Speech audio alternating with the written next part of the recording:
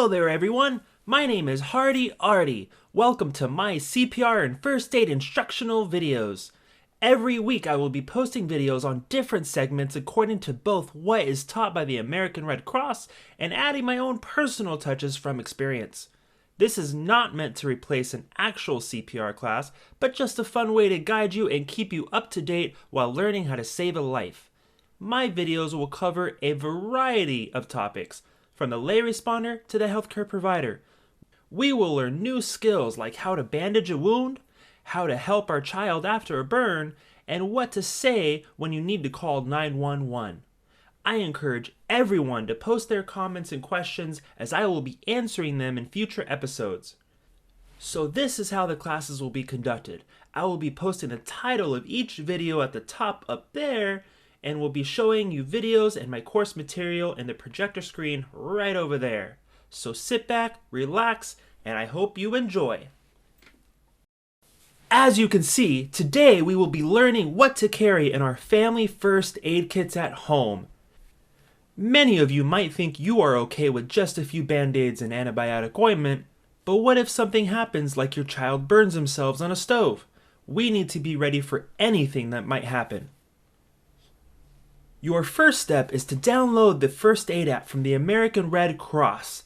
The link is listed below, and you can also easily do this by texting GET FIRST to 90999. This app is wonderful for helping you keep up to date on first aid procedures, as well as locating the nearest hospitals to your location and quizzes to keep you on your toes. So, outside of band-aids, what else do you need in your kit? Well, an extremely important item you need in your bag: gloves. You can never go wrong with wearing gloves to protect yourself and the person you are treating. Diseases and infection are all around us, so be prepared. Another good item to have is antibiotic ointment to help healing. A lot of you might already have triple antibiotic or Neosporin or something along those lines. If you have a reaction to this, then you can try another product like bacitracin or single antibiotic ointment. If you still have a reaction, then even a simple petroleum jelly will do the trick.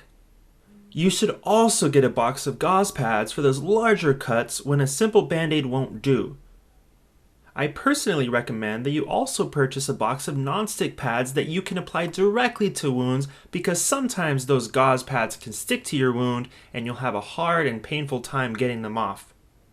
Along with gauze pads are conforming gauze rolls, which are great for holding bandages in place and still allow for cold to get through from the compresses you buy. It doesn't last as long as ice, and ice is definitely cheaper, but if you go on a trip and you take your bag with you, then you'll need a cold compress. I always like a good tape in my bag. Sometimes you just can't get those bandages to stay in place, so tape to the rescue. What about when you are done treating the wound? You take your gloves off, you wash your hands, right? Well, what if you're somewhere where you can't wash your hands? Well, good news. OSHA now states that as long as you do not have visible blood or other contamination on your hands, hand sanitizer will clean your hands just fine. Personally, I still wash my hands whenever available just to make myself feel a little better. Other items I have in my kit are things like a pad of paper to jot notes down just in case you or the person you're treating needs more advanced medical attention. And 3 Sharpies just in case 1 or 2 of them run out of ink. I also have shears. No, not those kind. These kind, which are medical scissors that have a guard at the end of them to prevent you from cutting the person you are treating when taking a bandage off. How about if your power fails? I always recommend a good flashlight. No, not the one on your phone, millennials. A decent handheld flashlight or headlamp you can use specifically for emergencies, and batteries to go along with them. We don't like phones because the battery only lasts so long. Now, if you have children, I also recommend certain items that most adults do not purchase for themselves, like a thermometer and children's Tylenol. Your pediatrician should tell you at what temperature your child should be brought back to the hospital versus when you can just stick with Tylenol. And how else will you know without the thermometer? Along with that, you should probably buy some thermometer probe covers. And that's because, well, yuck. Now here's a bit of an odd item that most people don't carry: How about carrying a styrofoam cup? What? If you have kids, then the cup is just in case your child gets this stuck in this. Ouch. Now, one thing that I highly recommend is a CPR mask. My creator carries one in his car, his first aid kit, and one in his room.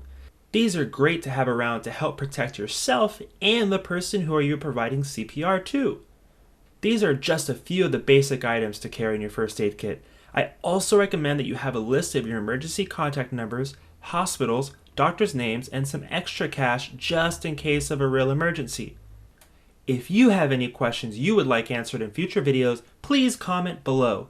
I hope you enjoyed today's video. Remember to download the American Red Cross First Aid app, link posted below, and I will see you next time.